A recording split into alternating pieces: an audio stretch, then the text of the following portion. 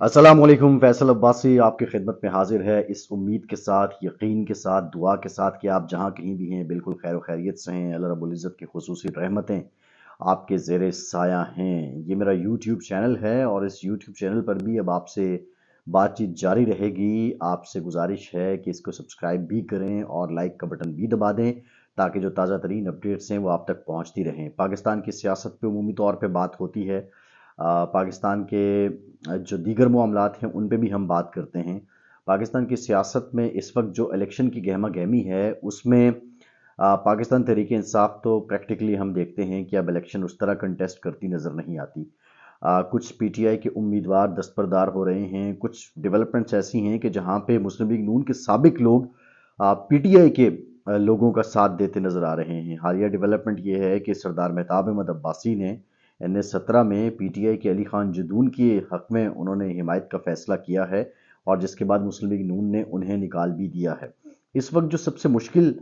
جماعت نظر آ رہی ہے وہ مسلم لیگ نون نظر آتی ہے، اور مسلم لیگ نون ایک جانب آئی پی پی کے ساتھ سیٹ ایڈجسٹمنٹ کی،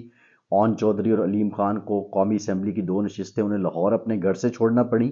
اور پھر جو سب سے انٹرسٹنگ مارکہ ہے وہ NA 127 کا ہے جس میں بلاول بھٹو زرداری اور مسلم لیگ نون کے عطا تارڑ یہاں سے مد مقابل ہیں۔ اگر روایتی طور پہ دیکھا جائے تو مسلم لیگ نون کے مرحوم رہنما پرویز ملک کا یہ حلقہ ہوتا تھا اور یہاں پہ کافی عرصے تک ان کی اجارہ رہی، لیکن اب کی بار پرویز ملک صاحب کی جو اہلیہ ہیں شائستہ پرویز ملک صاحبہ، ان کو ٹکٹ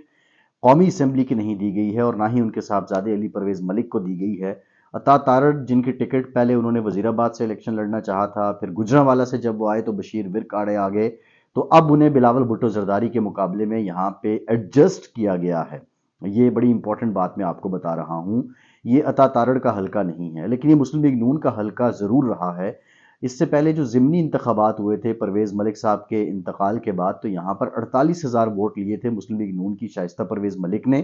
اور 33,000 ووٹ لیے تھے پاکستان پیپلز پارٹی کے اسلم گل نے۔ یہ بہت پیپلز پارٹی کے لیے حوصلہ افزا بات تھی کہ ان کا امیدوار 33,000 ووٹوں کے ساتھ آ گیا۔ اس الیکشن میں جو پی ٹی آئی کی طرف سے جمشید اقبال چیمہ تھے، انہوں نے کاغذات نامزدگی جمع کروائے تھے، لیکن انہوں نے اپنا تجویز کنندہ اور تائید کنندہ دوسرے حلقے سے رکھ لیا تھا، جس کی وجہ سے ان کے کاغذات نامزدگی رد ہو گئے تھے اور پی ٹی آئی نے حصہ نہیں لیا تھا۔ بہرحال پاکستان پیپلز پارٹی اور مسلم لیگ نون میں یہ مقابلہ ہوا تھا ضمنی الیکشن میں، شائستہ پرویز ملک صاحبہ کامیاب ہوئی تھیں، لیکن اب کی بار بلاول بھٹو خود جب اس حلقے سے اترے ہیں اور ٹاؤن شپ میں جو جلسہ کیا ہے پاکستان پیپلز پارٹی کے چیئرمین بلاول بھٹو زرداری نے، وہ جلسہ خاصا معنی رکھتا ہے۔ اس جلسے نے یہاں کی سیاست کی حیت کو بدل دیا ہے۔ یہ توقع نہیں کی جا رہی تھی کہ لاہور کے اندر پاکستان پیپلز پارٹی اتنا بڑا جلسہ کر پائے گی اور اتنی بڑی تعداد میں کراؤڈ لے کر آئے گی۔ اس میں کوئی دو رائے نہیں ہے کہ ساتھ قصور کا حلقہ ہے، قصور سے بھی پاکستان پیپلز پارٹی جیتتی رہی ہے۔ لاہور میں جو واگا بارڈر کے ساتھ حلقہ لگتا ہے گھرکی خاندان کا، سمینہ خالد گھرکی یہاں سے MNA رہی ہیں، یہاں بھی پیپلز پارٹی کے ایک پوٹینشل موجود ہے۔ پھر دیگر بھی پنجاب کے قریبی اضلاع ہیں جہاں سے لوگ آئے، لیکن پاکستان پیپلز پارٹی کی خاطر لوگوں کا اتنی بڑی تعداد میں آنا یقیناً یہ پاکستان پیپلز پارٹی کے لیے حوصلہ افزا ہے۔ ذرائع یہ بتاتے ہیں کہ بلاول بھٹو زرداری کے اس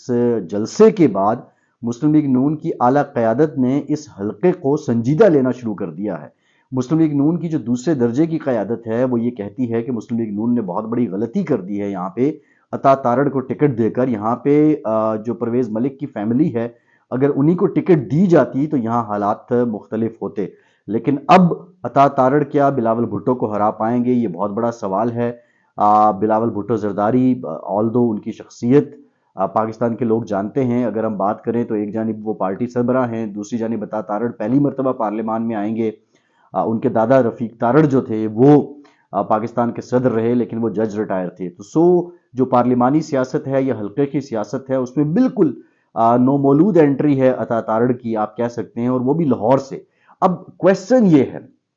کہ لاہور سے اگر ایک سیٹ علیم خان جیت جاتے ہیں، ایک اون چودھری جیت جاتے ہیں اور ایک بلاول بھٹو زرداری جیت جاتے ہیں، تو کیا لاہور اس کے بعد بھی مسلم لیگ نون کا گڑھ رہے گا؟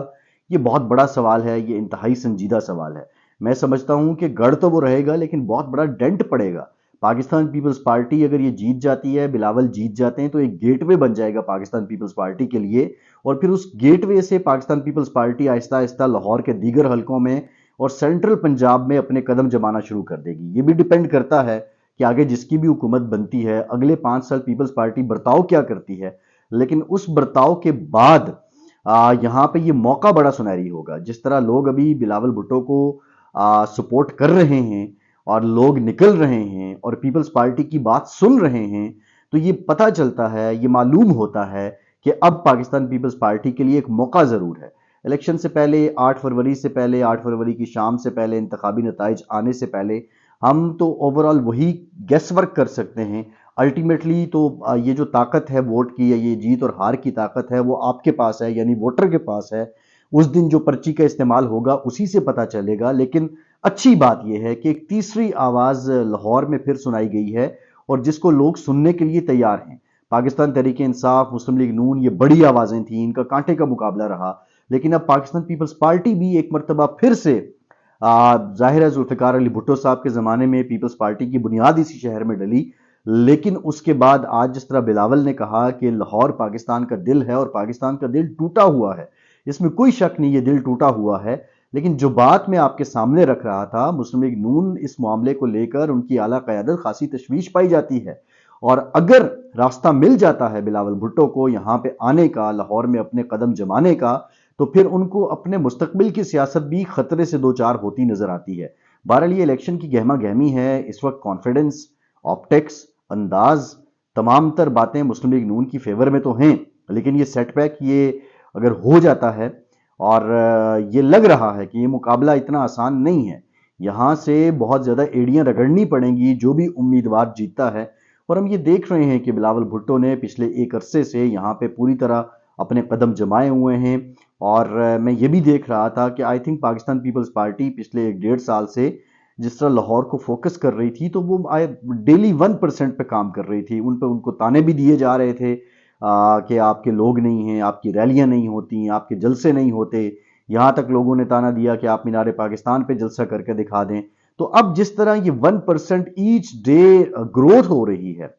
پیپلز پارٹی کی بہتری ہو رہی ہے، تو مجھے لگتا ہے کہ وہ دن دور نہیں کہ جس دن مینار پاکستان کا پنڈال بھی یہ بھر کے دکھا دیں گے۔ لیکن ابھی تک کے جو حالات ہیں، ان حالات میں